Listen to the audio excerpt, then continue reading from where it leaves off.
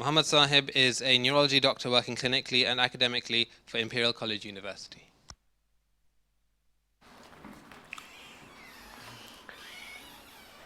The action, the decider, the distinction of man, the provider of variety, the base of free will, the right of mind. Ladies and gentlemen, I'd like to talk to you today about choice, about our ability to choose, the fundamental thing that allows us to do what we can do today. But not only that, that as a community we can choose together a democracy, like I hope we've all done on the 8th of June. But I have a problem with the ability to choose, and I'd like you to help me with this problem today. Interestingly, a study done in a number of countries, but started in the US, went and asked people, what do you think about our ability to choose? Do you care? They said yes. They said, how much do you care? But before that, they asked them, how much do you care about the idea that your decision is not influenced by who's paid more to campaign? They said yes.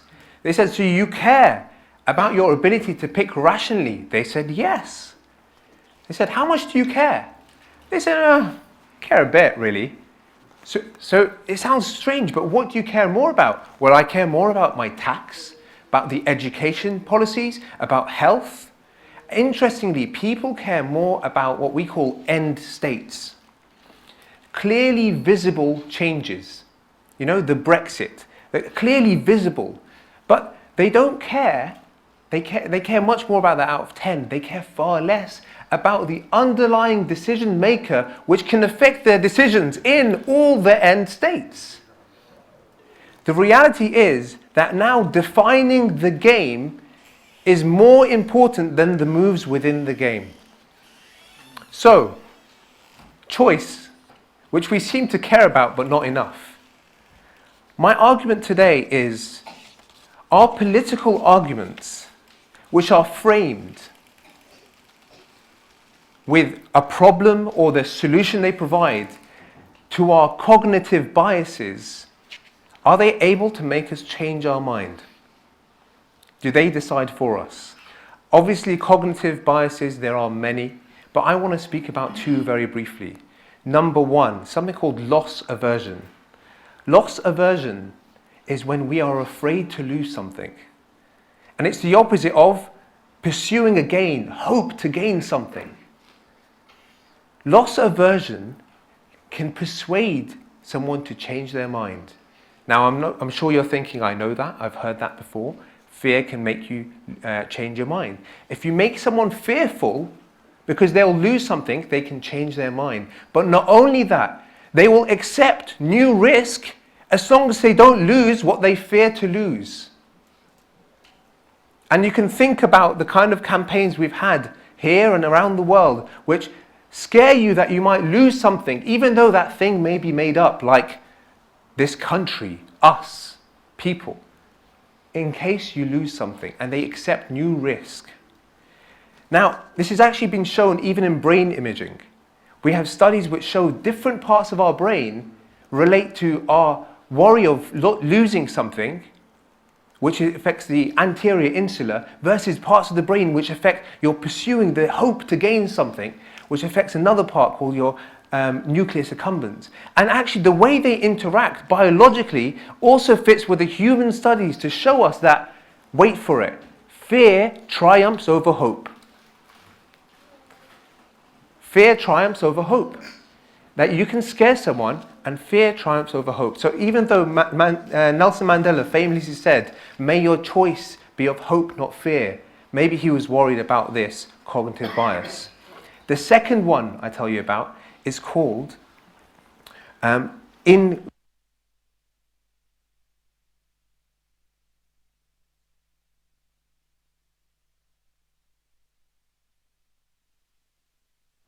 Thank you. In-group bias. In-group bias is the concept of my people, me and my community versus other people. we have a cognitive bias which makes us choose our community, in-group, the us, the we, over not only other people, over our own self-interest. So we will put self-interest to a side because we are so tribal, we will put our group first. And think about the cognitive bias and how that can be influenced by political argument. The us versus them. We hear it all the time. To the point that actually in the United States, we've got a clear study which shows that displays of racial animosity would be less so in normal communities, but are inflamed by the political elite. So, we do care about choice a bit, and we have cognitive biases which seem to maybe be influenced by recent campaigns and actually historical campaigns in politics. But if you actually look at the brain, and I tell you, you can split your brain in half. There's a left side, a left hemisphere, and a right hemisphere. The right hemisphere is very factual. If it was to describe myself now, it's a white shirt, blue trousers, holding a speaker. If you ask the left hemisphere, it interprets things. It tells you, well, the white shirt, perhaps because the background was creamy. He may be wearing this, and it interprets things. It's our storyteller, and it works with the right side to give us justification. But what's interesting is the left side of our brain is blind to thoughts, emotions, deliberations in the decisions we make. So in experiments in which we can numb your right side of your brain, and we ask the left side of your brain, why is your finger pointing up? It will instantaneously make up a story. How interesting is that? That our left side of our brain will make up a story instantly. Now, the interesting thing is, as humans compared to animals, we know that the left side of our brain seems to influence us a lot more than our right. Okay? And this tells us a whole new paradigm called choice blindness paradigm. So very quickly, I'll tell you what an example of this, and you may have heard of it. If I give you two pictures now, and I say to you, which one of these faces is more friendly? Group A or B? You'll say A. I say, okay, and then I distract you. We talk about other things. We show many more pictures. And then later on, I come and show you the same pictures. But what you don't know is I've swapped them. B is now A, and A is now B. And I say, please tell me why you picked A again as your reason for why you think it's friendly. Not only that most people do not realize consciously that they've actually been manipulated, but the left side of the brain is at it again. It's saying, well, actually, I picked this face because, the beard tells you a bit more about the character, probably friendlier person, and so on and so forth. Choice blindness paradigm. Now, there's two big critical questions to ask here. Number one, can we use this for manipulation? And number two, does this affect our moral and our political domains and our political decisions? I'm going to quickly give you two quick examples of political domains. Argentina and Sweden. I'll start with Argentina. They had elections in 2015. Now, I know they're a new democracy since the 80s, but until 2015, one side, the Peronismo, or known as the Peronist Party, have been in power. And on the right, on the other side, their challengers have been the Union Cívica Radical, UCR. Now, they don't have a true left and right ideology. They're kind of mixed between them, but they are very polarized in their policies. And when we ask participants, over 3,000, what statement have you picked? They'll pick a policy which goes with the party that they align to. And once again, you use choice blind paradigm. You distract them, give them a lot more examples. You come back to the same example. You change the statement in a way in which the education, health, or tax-related matter is now the other opposite polar side. And you say to them, please justify why you picked this again. And because we picked it, in comes the left side of our brain. Well, I picked this because so and so and so. And people will justify their reason that they pick something which has actually been manipulated. This has also been seen again in Sweden. In 2010 elections, this work was done as well. And in Sweden, it's much more like the country we live in today. They have a very common Western electorate which shows a very clear left and right. And that's becoming more polarized, as seen in many studies in numerous countries in the US and Europe. And the left and right are very clearly opposite. And the same study was done with them. Different ages, different genders, and they're all different educational backgrounds, and even those who are politically engaged, because you're all sitting here thinking, why don't these people understand their policies? They were politically engaged.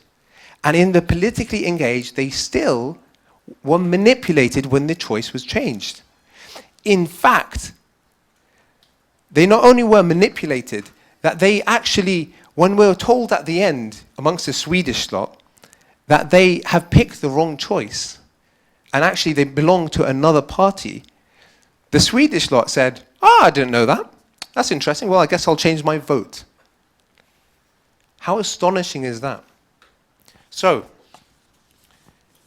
rather pessimistic topic, pessimistic topic, I know, but there's a lovely title paper called "The Sometimes Happy Thing About a Poor Economy and Death."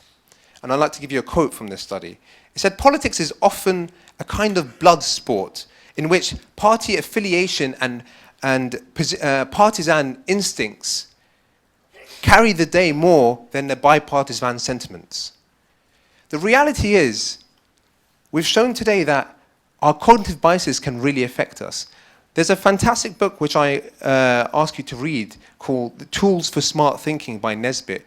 And he discusses actually our cognitive biases. If we learn and reflect on them, our decisions can lead to better decisions. And I think very similar to this, if we now begin to understand the cognitive biases and the differences in how we think in our political campaigns and how they can influence our rational thought, then perhaps we can become less influenced by this and more objective in our decisions. So although the right side of your brain tells you all the facts, with all this political campaigning, perhaps we put the brain to one side and we're all left at heart. Thank you very much.